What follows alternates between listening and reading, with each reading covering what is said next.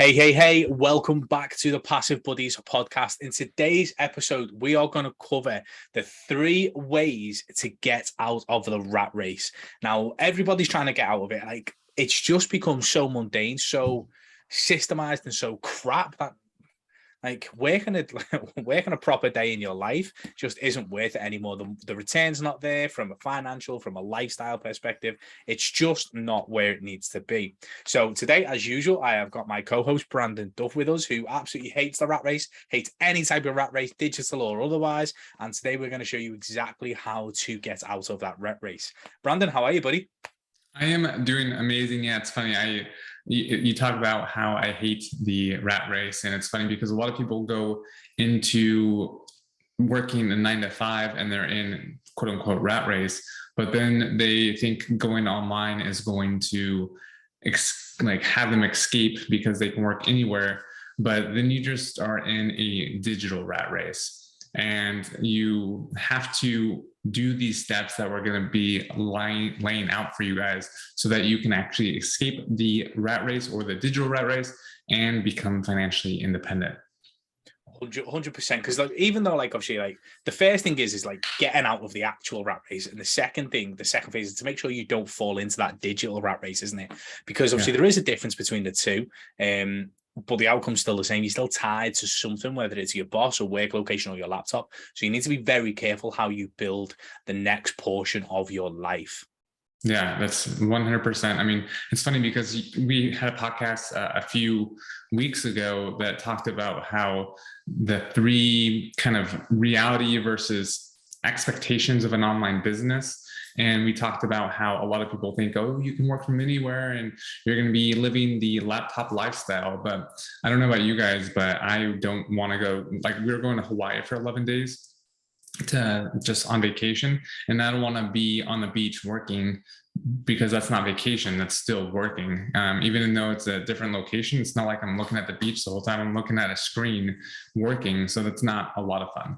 So that's why it's important to not be attached to a laptop, and you have systems in place so that you can actually create a system that takes you out of the picture so that you can actually work on the business versus working in the business. 100%, mate. So let's get to it. Let's dive into it. So obviously this is your forte, mate, all day long. And it's not because you're a tight ass. But it's reducing expenses is 100% phase 1. You have to bring that cash flow down. So obviously you're not permanently stuck or you feel tied to that income that comes in. So obviously reducing expenses is number 1. That is the first thing everybody should look at. What are your top tips to actually reduce those expenses? Yeah, so there's a lot of websites you can use. So for instance, like mint.com. I don't know what it is in the UK or different places. I'm sure it's the same, but I'm not 100% sure. But with mint.com, it shows you, it downloads all your transactions from your bank, and it shows you what categories you're spending your money in. And so if you can find your problem areas where you're spending a little bit extra than you should, then you should definitely reduce those. I mean, we go to restaurants quite a bit and drink quite a bit. And so in doing so, that's probably one of our biggest expenses is just enjoying food. And so if you can reduce those expenses and cook indoors more, you're going to save a lot more money. Another thing you can do is Truebill, which there's a link down below for Truebill. I think it's like $1 a month. So you might want to check that out. It goes over how to actually reduce, it actually takes your subscriptions and cancels them. So you can pick which subscriptions you have, ones that you might not remember that you're actually subscribed to. Maybe you're subscribed to Otter Fans, which is a fans site for otters, and you want to get off their subscription list, you can go in there and actually unsubscribe. They also will go in and negotiate your subscription. So if you have a high phone bill, cable bill, internet bill, insurance, they'll call and try and get those reduced for you, so that you can lower your monthly subscription. So all those, also you can budget like a 50-30-20 rule, which is 50% of your money goes to essentials. So that's like gas, that's like food, not going out, but like food to eat every day, your living expenses. If you need a car to go to work, those are like your essentials. Your wants are like going out to restaurants, that sort of thing. So that's like 30% or 20%. And then your say the other 20% or 30%, depending on how you flip it, is savings, so or investing. And ultimately what you want to do is flip those numbers, because as you make more money, and we'll go over increasing cash flow here in a second, that money will go to 20% should only go to essentials because you're making so much money now. And then 30% should be essential wants. And then 50% should actually be in savings. So once you can start investing more than you are actually spending, then you're in a really good place. Yeah, and you are right. Like obviously things like Mint and Truebill, like great little apps so in order to track these things. And as you say, get those bills down. Like if you're building any extra income, like when that increased cash flow starts to come, they should be going on wiping those bills, getting rid of those subscriptions, getting rid of those credit card bills or student loans or anything like that. You need to be focusing on like getting that expenses down, and that ultimately is going to release cash flow in order for you to start using it for different things. It could be like to start an online business, obviously, which is increasing cash flow, and start like bringing in that additional income on top of your own income. So then you can start to play. So what things, Brandon, would you say are best ways to increase cash flow?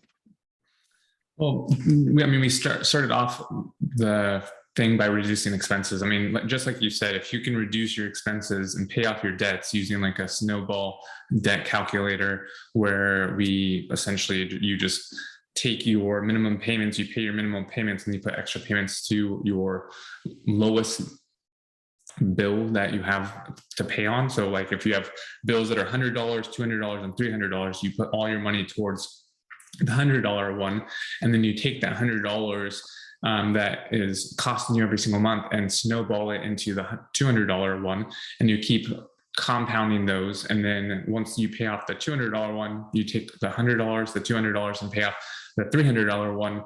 And so you have all those bills paid off, and then you can free up that cash flow. I know that, like you said, starting an online business is a great way to increase cash flow. That's like a side hustle while you have a 9-to-5. If that's starting even doing like affiliate marketing, if that's creating your own business, if that's starting to invest and use assets to make money. So like, for instance, I work from home, and so I have my car that just sits there. We're actually probably going to buy another car because it's so lucrative. But essentially what we do is rent out my car online through an app called Turo, and I get about $1,000 a month from just renting out my car, and I don't even use it. So most people have their car sitting most of the time while they're at work, and most of the time when they're at home, if they work from home, then they just sits there all day. And so you can actually rent that out and increase your cash flow. And what's nice about it is, and obviously talk to a CPA about this because we're not financial advisors, but the miles that are used on my car outweigh the actual cash flow that I get. So it's actually kind of a net negative in tax terms. And so I don't actually have to pay any money on those taxes because, or it just reduces my taxable income because I get so many miles written off. And so another great way is actually having a entity, like your own entity. A lot of business owners online, they never start like a LLC or a C Corp or an S Corp, and they don't get those write-offs that most business owners get. So if you can get those write-offs to reduce your taxable income, that's going to increase your cash flow that you can use later on so that you can reinvest in your business. So those are a few little things. What about you? What are your little tips? So my main one is obviously like that limited company that you mentioned, or the LLC, etc. Like setting up as a business is so much more like it's so much more beneficial. Now, obviously, if you go from an employee perspective, like before you get your wages, you get taxed on your wages first. So you get all like you earn X amount, then you get taxed on all of that stuff, and then they give you your wages. Whereas if it's a limited company, it's the other way around. So the income comes in, you pull out all your expenses, all your wages, etc. Make sure obviously you stay below the thresholds, and then you get taxed on what's actually left. And obviously, if you do it right, 9 times out of 10, there's never nothing left, because you've pulled your money out in different ways, legitimately and legally. But you can still get that income down, which means obviously that straight away increases your cash flow by operating as a business. So if you can turn yourself from an employee to a contractor and put that money through a business, then hey ho, you're already up. Then the next thing is that online business. There's so many different online businesses that you could start nowadays. That the opportunities are just ridiculously endless. Like, even if you don't want to put your face to it, like a personal brand like we do, there's ways to do like YouTube automation or Instagram theme pages, all those different things. Like through social media, you can make money without having to show your face. You can do drop shipping, again, another faceless opportunity. So you've got drop shipping, creating your own products, white labeling your own products. Affiliate marketing is possibly the easiest one to get started with it. So if you're nervous about starting an online business, then look at affiliate marketing, because the only thing you have to do is learn marketing. And when you split business up into the 4 categories it actually is, operations, fulfillment, sales, and marketing, then out of those 4, you only have to learn 1, which takes away 3/4 of the headaches as you start your business. Because actually, we're all trained by the schools, by the system, to be employees. So once you break out of that mold, like, you have to learn a whole new set of skills, a whole new mindset, and a whole new system. So if you can just cut that learning down into a quarter rather than the full picture with affiliate marketing, it definitely helps the game. Because once you learn how to market, it doesn't matter what your business is, you will always be able to sell. Yeah, it's 100% true. I mean, marketing drives businesses, and like we were talking about in another podcast, marketing kind of allows us to throw the football down the field and get as close to the end zone as possible, while sales is more the ones that kind of is in that red zone so that you can actually score that touchdown. I mean, you can make holes in one all the time with just your marketing, but it's nice to have both. But like you said, like, marketing is a huge skill to learn, and it's like applicable to all sorts of different industries. I mean, you can get hired as an employee as a marketer and make a great deal of money. You can do it in your own business and make a great deal of money. So it's definitely a good skill to have. Awesome. And then obviously with that additional cash flow, now this is like, again, Brandon, this is definitely where you come into your own, because you're so creative in buying income producing assets. It's not just like, because the minute you hear income producing assets, you think real estate, don't you? Right. But you are possibly the most creative person I've ever met in terms of buying income producing assets. Talk us through it. Well, I mean, everything is pretty much an income producing asset if you want it to be. You just need to look at it as who can use this. So, for instance, any kind of software company is an income producing asset, because you can literally, and we'll go over how to create a SaaS business here in a little bit. We have one podcast coming up, and then we had a podcast a few weeks ago. So definitely subscribe to the podcast for up-to-date information on our podcast, so you don't miss a beat. But we talked about how to start $1,000 a month business in a SaaS company. And so with that, with creating a SaaS company, you can literally hire someone else or just white label someone else's product and sell it as your own, and then hire a team to actually create a business to find you leads, to close those deals, say like affiliate marketers, and they could sell your product for you, and you can have really an income producing asset, because your lead generation and your sales team is your affiliate marketing team. And then you can grow the business that way. I've rented laptops, and I know people who've rented drones and bikes on Fat Llama, which is like a community-driven sharing community program, in a sense, where you put up your electronic online, people come to your house, take the product, rent it out for a week, a couple of days, and pay you to rent it. Like if you have like a GoPro or a drone that's just sitting in your garage, put it on Fat Llama and see if people will rent it for you. I had a laptop that I wasn't using, and someone messaged me on there asking if they can borrow it. So like, there's so many different ways. Turo or some of the other ride sharing apps there are. I've rented my little Prius on there, and it makes me about $1,000 a month. And my car payment when I had one was only like $279. And so they were making 4 times as much, or I was making 3 to 4 times as much from my renting it out than what the actual expense was for my car, which was just my car payment. But I don't have a car payment anymore. Plus they paid for gas, and I wouldn't fill it up all the way. Like I'd fill it up like 9/10 and such. It was so good on gas mileage. People would literally just fill it up all the way, and I would never have to pay for gas. So like when I had to do errands and run around for like the day before it was rented out again, I never had to fill up gas because people would fill it up for me. So free gas, free insurance, because I didn't have to, because I had a business. I could write off the insurance. I could write off the miles. I can write off if I had to put any gas in it. I can write off the car washes.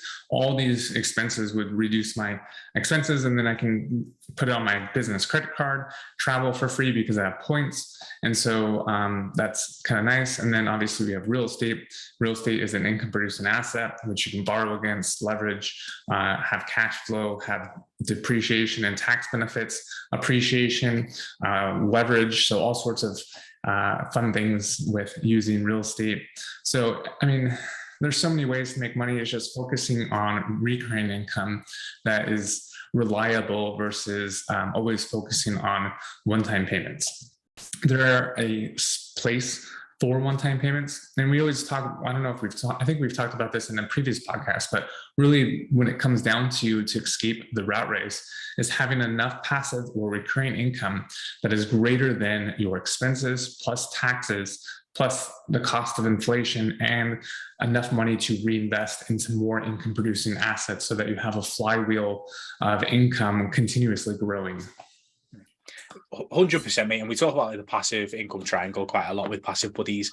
And there's obviously the high ticket income, the recurring income, and the compound income that all combines together to get you that passive lifestyle that everybody looks after and wants and dreams about. And that recurring revenue is like the way I always look at it. And like if you go back into systems, or not system, like the system that we've broke out of that little matrix, your recurring income basically is translated into your salary. That is the one thing that's usually quite steady. Nothing massively dips or like peaks or troughs, and it just grows gradually. So by doing that recurring income model and obviously really having that part of the passive income triangle, that's basically your baseline, and you know that comes in regularly each month. So it's a huge part of like a freedom lifestyle. And then you can use that money, you can use your high ticket income and like to buy those compounding things like the houses, the real estate. Like that's when I said before about like Brandon being so creative. Like got a laptop, like rent out a laptop, rent out like his car. Like there's so many things that we were taught, even like from financial education, so many things we were taught that were liabilities. Because of the sharing economy, because of the creativity of the entrepreneurial world, these are now becoming assets, which is a huge, huge change in the market. Like at one stage, nobody would ever think about, oh yeah, I don't really use my laptop, but I might need it every now and again, so I'll rent it out. Like nobody would have thought of that like 5-6 years ago. So like buying liabilities, like be creative and see how you can turn them into income producing assets as well. Right. Yeah. I mean, you have to think that if you're going to buy something that is like electronic or something that is a form of transportation, other people are going to use that. Bikes, computers, drones, that sort of thing. So being able to use a website that allows you to rent it out to people and protects your assets is like a no-brainer. So like, and there's so many other ways. Like you could rent out, you can do Airbnb, you can sell a room upstairs. Like my wife will never do this and I probably won't either, but we literally have an upstairs floor that is completely empty, that has like a living room in a sense, a spare bedroom, and like a full-on closet and bathroom and everything. It's like a whole guest floor, and we can literally turn that into a kind of like a duplex if we wanted to, because our stairs go down and goes out to the garage, and then it's kind of separated from the rest of the house. So you can rent that out to reduce your expenses, which then helps pretty much pay down. What you really want to do is just have other people pay your expenses, is what you want to do. Like people are paying down my car when I had a car.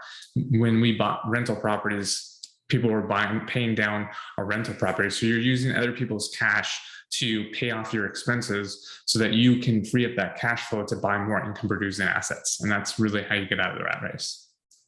Absolutely perfect, guys. So I think we'll cut that one there, because it's literally exactly what you need to do. Reduce your expenses, increase your cash flow, and then start buying income producing assets and being creative on how to create income producing assets. So if you've enjoyed today's episode, guys, please give us a like, comment, or subscribe, and we will see you in the next episode.